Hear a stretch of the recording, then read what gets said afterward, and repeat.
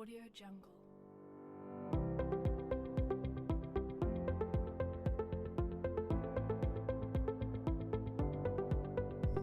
Bismillahirrahmanirrahim. Assalamualaikum warahmatullahi wabarakatuh. Halo teman-teman, nama saya Nurul Astuti, NPM 1816051013.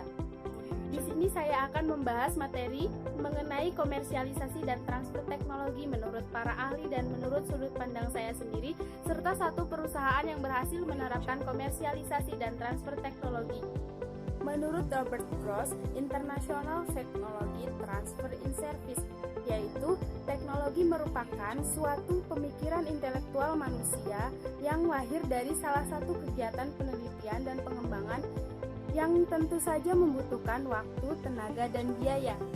Komersialisasi dan teknologi disebut juga transfer teknologi, yaitu proses pemindahan kemampuan, pengetahuan, teknologi, metode manufaktur, sampel hasil manufaktur, dan fasilitas antara pemerintah, universitas, dan institusi lainnya yang menjamin bahwa perkembangan ilmu teknologi dapat diakses oleh semua orang atau banyak orang.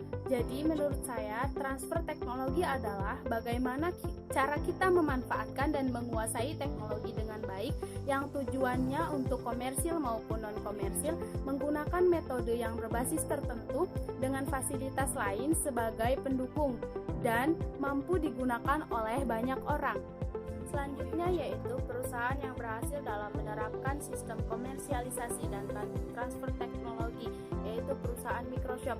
Microsoft merupakan sebuah perusahaan yang bergerak dalam bidang teknologi.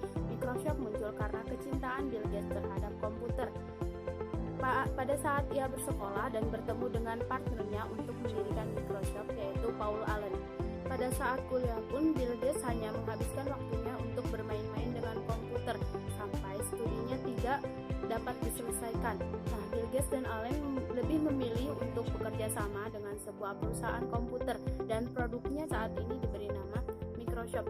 Pada tahun 1980, perusahaan komputer memerlukan sistem operasi untuk PC terbarunya. Nah, Gates mengambil keputusan dan memutuskan untuk bekerja sama dan menciptakan sebuah sistem operasi dan disebut dengan DOS atau Disk Operating System yang berganti nama menjadi PC-DOS dan menjual kepada IBM seharga 50.000 US dollar. IBM, Compaq, Dell, dan perusahaan lain berlomba-lomba untuk membuat komputer dan mereka semua membutuhkan DOS sebagai perangkat lunak yang kemudian berkembang menjadi Windows. Hal ini membuat Windows disebut sebagai pusat revolusi PC. Gates pernah bersitegang dengan pendiri Apple yaitu Steve Jobs. Bahwasanya Jobs mengklaim Microsoft telah mencuri konsepnya dan dituntut untuk pelanggaran hak cipta. Namun Microsoft memenangkan kasus itu. Nah, itu terjadi karena Microsoft menjadi perusahaan terbesar dalam bisnis komputer dan Bill Gates menjadi seorang miliarder di usianya yang ke-31 tahun pada 1987. Meskipun Bill Gates dikenal dengan sosok yang suka memberikan miliaran dari kekayaannya untuk menyumbangkan amal, namun Bill Gates sendiri diperkirakan memiliki lebih dari 87 miliar US dollar. Komersialisasi pada Microsoft, yaitu Microsoft adalah pendominasi pasar sistem operasi PC pasar perangkat lunak perkantoran. Perusahaan ini juga memproduksi serangkaian perangkat lunak untuk desktop dan server, serta aktif di sejumlah bidang pencarian internet, industri video game, pasar layanan digital, telepon genggam, dan untuk pertama kalinya memasuki vendor PC melalui peluncur sistem tablet Microsoft Surface pada tahun 2012.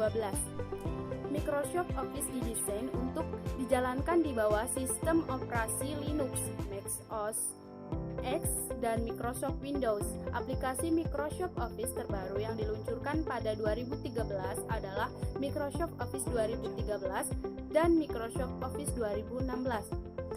Jenis Microsoft sendiri ada beberapa macam, yaitu Microsoft Office Word, Microsoft Excel, Microsoft PowerPoint, Microsoft Outlook, Microsoft Publisher, Microsoft Access, Microsoft InfoPad, Microsoft Link, Microsoft OneNote, Microsoft Visio yang mendominasi pasaran teknologi Microsoft hingga saat ini. Sekian dari saya, Nurul Astuti. Saya akhiri. Wassalamualaikum warahmatullahi wabarakatuh.